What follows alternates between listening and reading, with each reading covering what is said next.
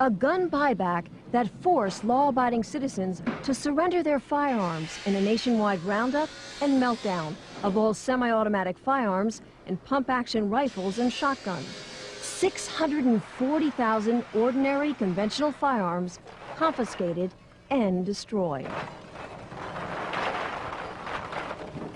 It was an absolute joke and a tragedy. I actually turned in 3 firearms, and it broke my heart. I mean, it was 40 years of collecting, and I can't say it any other way than that. I felt sick. I had to hand them in, because if I didn't, I was going to jail. There's no ifs or buts about that. By taking that gun away from me, they've stolen something from me. A right stolen by their government, promising safety in return for its gun bans. But now citizens know the frightening truth.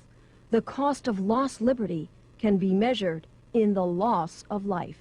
It's become very, very obvious, even to Blind Freddy, that the expenditure of $500 million has done absolutely nothing to reduce crime. It certainly didn't do what the government touted it would do, which was to reduce crime. It hasn't done that at all. In fact, there's been more. This has been a lot of bull and hasn't really done much to help society and with its problems. Cold, hard facts the anti-gun forces can no longer escape. Armed robberies have skyrocketed, up 69%. Assaults involving guns rose 28%. Gun murders increased 19%. And a new phenomenon, home invasions jumped 21%. An increase politicians insist they can't explain because they're still trying to legally define what a home invasion is and what the penalty should be. Part of the difficulty is that there is no clear definition of home invasion in the law. Never cease to be amazed at the ingenuity of lawyers. If the politicians want a pay rise, boom, that's done in 20 minutes. But to define home invasion, what a joke. I have no trouble at all in defining what a home invasion is. I think if someone sets their foot inside your door uninvited, they are invading your home and your privacy. And victims who have survived home invasions don't need a definition. They've lived through hours of terror. Arthur Field was tied up, his hands and feet taped, his phone lines cut, while 2 robbers ransacked his house. And they jumped on me and knelt on my chest and grabbed me around the throat because I immediately started calling out, "Help."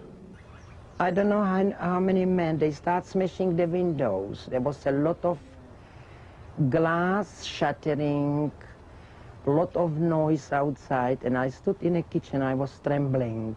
The Zawadzkis remember thugs running through their home, demanding money and threatening to kill them. Mr. Zawadzki says if he had a firearm, the suspects never would have gotten away.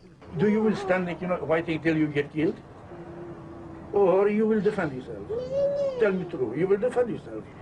Scars that never heal, citizens left powerless.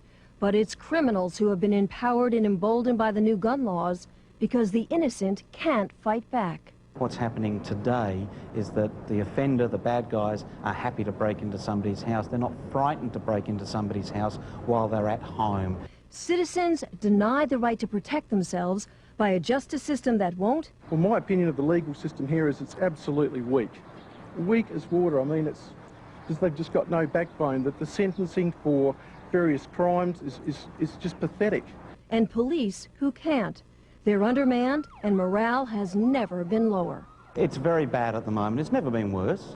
Since 1993, we've had a real decrease in over 230 sworn police officers in this state. These policemen have joined the job, policewomen have joined the job to go out and do it, and they can't even attend at breaks or assaults because there's no vehicle to even get them there. I mean, that's just absolutely ridiculous. Gun laws that have backfired. And Australians who have been forced to hide behind bars and deadbolts. Some are even installing extensive security systems because the firearms they still own that haven't been banned have to be locked up, unloaded, and unavailable. I mean, get real. If I have someone break in here, I've got to go get the bolt, get the rifle, find the ammunition somewhere else, put it all together, and then defend myself if this other person's got a firearm that's going to threaten my life. No way, it doesn't bloody add up. A political fraud, gun bans that haven't made a difference, and gun owners now struggling to stop a growing momentum against them.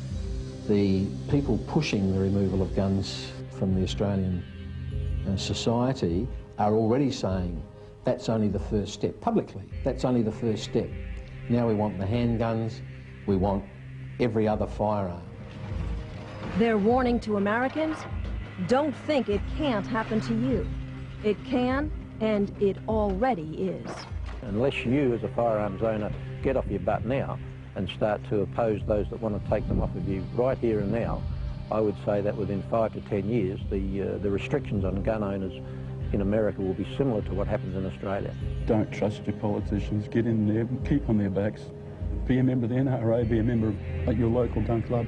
Be part of the NRA and never, ever, ever give up your freedoms, because that's, in the end, that's all you've got. If you think you have rights, tomorrow the government can take them away from you.